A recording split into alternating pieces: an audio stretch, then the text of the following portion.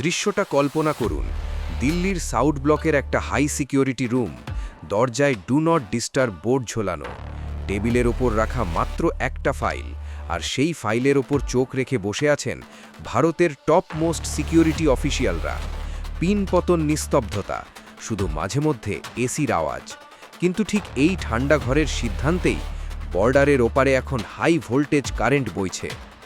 বিশ্ব মিডিয়া যখন অন্য খবরে ব্যস্ত, তখন ভারত এমন কি সিগন্যাল দিল যার কারণে রাতারাতি গেম প্ল্যান পুরো উল্টে গেল।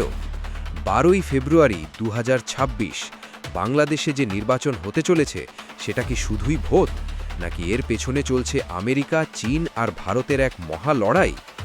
কেন এত তোলপাড়? কারণ ভারত এখন আর নোটিশ পাঠায় না, সরাসরি অ্যাকশন নেয়।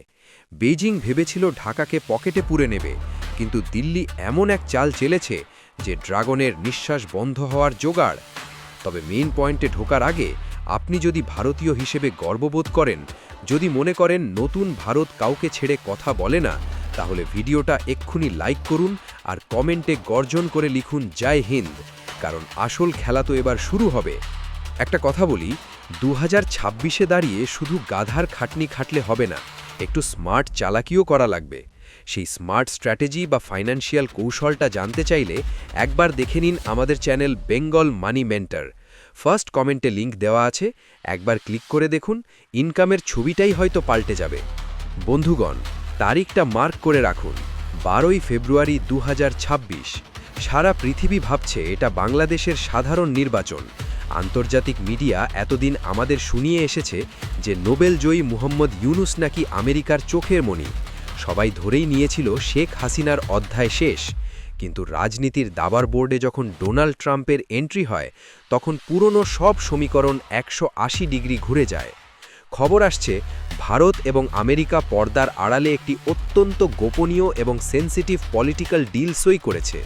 ট্রাম্প প্রশাসন খুব ভালো করেই জানে, বাংলাদেশ যদি একবার চীনের ঋণের ফাঁদে পুরোপুরি জড়িয়ে যায়, তাহলে এশিয়ায় আমেরিকার দাদাগিরি শেষ। ভারত মহাসাগরে চীনের সাবমেরিন ঘোরাফেরা করবে, এটা ওয়াশিংটন কোনো দিন মেনে নেবে না। আর ঠিক এই ভয়ের সুযোগটাই নিয়েছে ভারত। দিল্লি ট্রাম্পকে সোজা বুঝিয়েছে, মিস্টার প্রেসিডেন্ট, ইউনুস ভালো মানুষ হতে পারেন, কিন্তু চীনকে আটকানোর জন্য দরকার আয়রন লেডি শেখ হাসিনাকে। ফলাফল, ট্রাম্প তার তথাকথিত বন্ধু ইউনুসকে সাইডলাইন করে দিয়েছেন।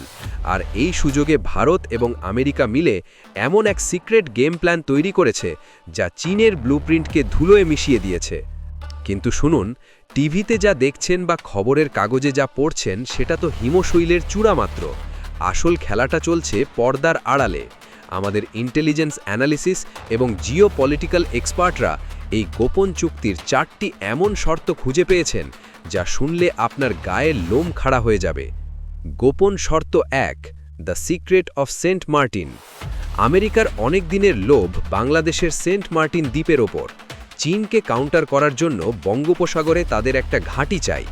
ইনসাইডার রিপোর্ট বলছে ভারত আমেরিকাকে এই বিষয়ে গ্রিন সিগন্যাল দিয়েছে, কিন্তু শর্ত একটাই, বাংলাদেশে সরকার হতে হবে ভারত বান্ধব, অর্থাৎ আমেরিকা পাবে তাদের স্ট্র্যাটেজিক লোকেশন আর ভারত পাবে তার বর্ডারের সুরক্ষা।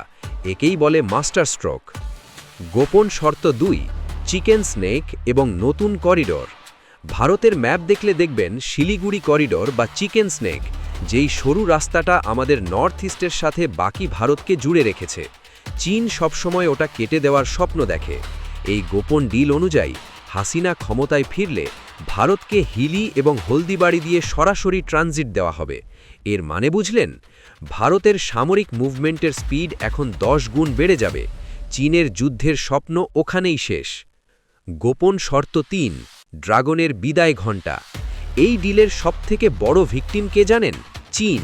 শর্ত অনুযায়ী হাসিনাকে ক্ষমতায় ফিরতে সাহায্য করার বিনিময়ে বাংলাদেশকে চীনের সাথে করা সমস্ত বড় মিলিটারি এবং ইনফ্রাস্ট্রাকচার ডিল বাতিল করতে হবে।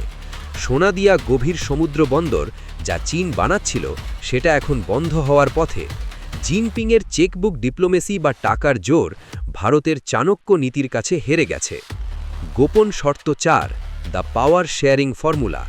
ভারত জানে হুট করে সব বদলানো যায় না, তাই স্ট্র্যাটেজি হলো হাসিনাকে ক্ষমতায় ফেরানো হবে, কিন্তু ব্যালেন্স রাখার জন্য ইউনুসকেও কোনো সম্মানজনক পদে রাখা হতে পারে, তবে রিমোট কন্ট্রোল থাকবে এমন হাতে যারা ভারতের স্বার্থ বোঝে। আপনারা হয়তো ভাবছেন ভারত কেন এত ঝুঁকি নিচ্ছে। কারণটা খুব সিম্পল, অস্তিত্বের লড়াই। গত কয়েক মাসে ঢাকাতে যা হয়েছে, যে অরাজকতা সৃষ্টি হয়েছে, তার পেছনে কারা ছিল?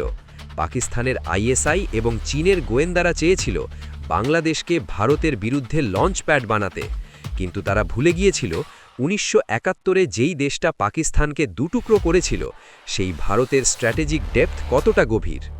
আমেরিকা বুঝে গেছে এশিয়ায় চীনকে আটকাতে হলে ভারতের কাঁধেই বন্দুক রাখতে হবে। তাই ট্রাম্প প্রশাসন নিজের পুরনো বন্ধু ইউনুসকে ত্যাগ করে ভারতের পছন্দের ঘোড়া অর্থাৎ শেখ হাসিনার উপরেই বাজি ধরেছে। ১২ই ফেব্রুয়ারি শুধু ভোট নয়, এটা প্রমাণ করবে যে দক্ষিণ এশিয়ায় বিগ ব্রাদার একজনই, আর সেটা ভারত। সবশেষে একটা কথাই বলবো, খাতা কলম নিয়ে তারিখটা লিখে রাখুন, কারণ আজ ভারত যে বীজ বপন করল, তার ফল আগামী দশকে এশিয়াকে ডমিনেট করবে। শত্রু যতই শক্তিশালী হোক, চাণক্যের এই দেশে ষড়যন্ত্রকারীরা বারবার হার মেনেছে, আর ভবিষ্যতেও মানবে। দিল্লির এই মাস্টার স্ট্রোক নিয়ে আপনার কি মতামত? শেখ হাসিনার ফিরে আসা কি ভারতের জন্য গেম চেঞ্জার হবে?